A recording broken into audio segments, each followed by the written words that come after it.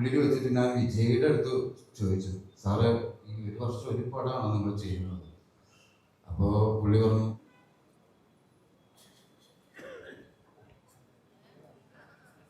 ക്ലാസ്സിൽ പ്രസന്റ് വിളിക്കുന്ന പോലെ ചാക്കു.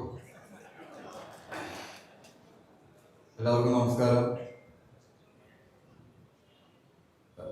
ചന്ദ്രേട്ടൻ്റെ പടം പറയുമ്പോൾ എനിക്ക് ആദ്യം ഓർമ്മ വരുന്ന വിഷയം മാടായിരുന്നു ആടുന്ന കവുങ്ങാണ്. ആ ജനലിൻ്റെ ഉള്ളിൽ കൂടെ നോക്കുമ്പോൾ മാടെങ്ങനെ ഇരുന്ന് ആടുന്നു, പിന്നെ മാടയില്ലാതെ ഇരുന്ന് ആടുന്നു. അന്ന് ഞാൻ കുട്ടിയായിരുന്ന സമയത്ത് ഞാൻ വിചാരിച്ചിട്ട് എന്താണ് ഇങ്ങനത്തെ പടങ്ങളൊക്കെ ഇടിയും ഫൈറ്റ് ഇല്ല, ഡാൻസ് ഇല്ല. പക്ഷേ ഒരിക്കൽ നമ്മൾ കാണാനായിട്ട് ഇരുന്ന് കഴിഞ്ഞാൽ പിന്നെ അത് തീരുന്ന വരെ നമുക്ക് അവിടെ നിന്ന് കണ്ണെടുക്കാൻ തോന്നില്ല. കുഞ്ഞായിരിക്കുമ്പോഴത്തെ കാര്യമായിട്ട് പടം. അങ്ങനെ അടുപ്പിച്ച് കണ്ട രണ്ട് പടങ്ങളാണ് കുന്തമ്മാടയും വിധേയും. രണ്ടിലും മമ്മൂക്കയായി. പിന്നീട് ഞാൻ സിനിമയിൽ വന്നു, മമ്മൂക്കയുടെ കൂടെ വർക്ക് ചെയ്തു. കമൽ സാറിൻ്റെ അസിസ്റ്റൻ്റായിട്ടാണ് വന്നത്.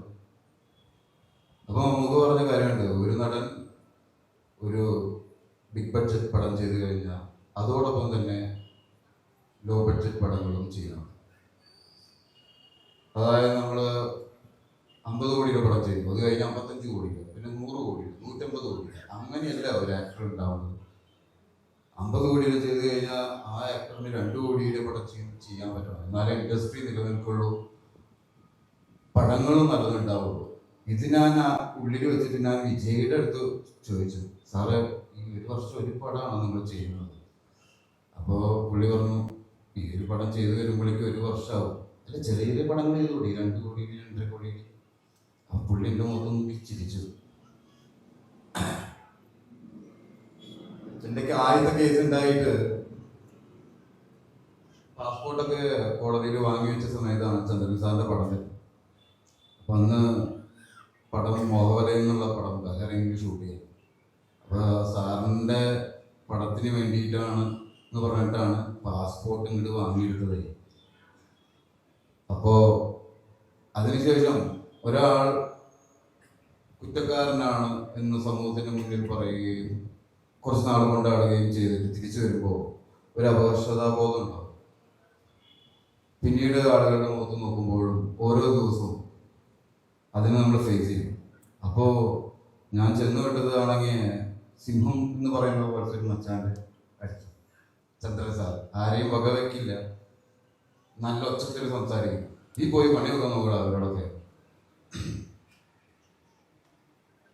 പുള്ളിയുടെ അടുത്തുനിന്ന് കിട്ടുന്ന ഓരോ ദിവസത്തെ എനർജി അല്ലെങ്കിൽ കോൺഫിഡൻസ് ആണ് പിന്നീട് മുന്നോട്ട് നയിക്കാൻ എന്നെ മുന്നോട്ട് നയിച്ചത്. ചെറുതായി ചെറുതായി വീണ്ടും ആ വർഷതാബോധം പോയി, ആളുകളെ ഫേസ് ചെയ്യാൻ പറ്റി. ക്യാമറയുടെ മുന്നിൽ കോൺഫിഡൻസിലൂടെ നിൽക്കുക എന്നുള്ളതാണ് ഒരു ആക്ടറിൻ്റെ ഏറ്റവും കൂടുതൽ വേണ്ടത്. എല്ലാ ഇമോഷൻസും ചെയ്യാൻ പറ്റും. ക്യാമറയെ അതിൽ നോക്കി നിൽക്കാം. അതാണ് നമുക്ക് നഷ്ടപ്പെട്ടു പോകുന്നത് സമൂഹത്തിൽ, നമ്മളെ കുറ്റക്കാരനായിട്ടും അങ്ങനെ. അപ്പോൾ അതിൽ നിന്നൊക്കെ പുറത്തു കിടക്കാൻ എന്നെ മോഹവലയം എന്ന് പറയുന്ന ചിത്രം വളരെയധികം സഹായിച്ചിട്ടുണ്ട്. ആ ഒരു കാലഘട്ടം ഞങ്ങളുടെ ഒരു മോഹവലയായിരുന്നു എൻ്റെ സുധീഷേട്ടൻ്റെ ബഹ്റൈൻ. അപ്പോൾ ഇനിയും നല്ല നല്ല ചിത്രങ്ങൾ ചെയ്യണം. ഇപ്പോഴും ഞാൻ വിളിച്ചപ്പോൾ ഞാൻ വിചാരിച്ചു പടത്തിനാണ് വിളിക്കണേന്ന്. എന്നാ പടം തുടങ്ങണമെന്ന് ഞാൻ ചോദിച്ചത്. അതല്ല, ഫംഗ്ഷൻ ഇവന്റ് ഉണ്ടെങ്കിൽ 50-ാം വർഷം. ഓക്കെ. അപ്പോൾ അത് കഴിഞ്ഞ് പടം ചെയ്യില്ലേ? അത് കഴിഞ്ഞ് പടം ചെയ്യും. അപ്പോൾ ഇനിയും പടങ്ങൾ ചെയ്യുക. Thank you.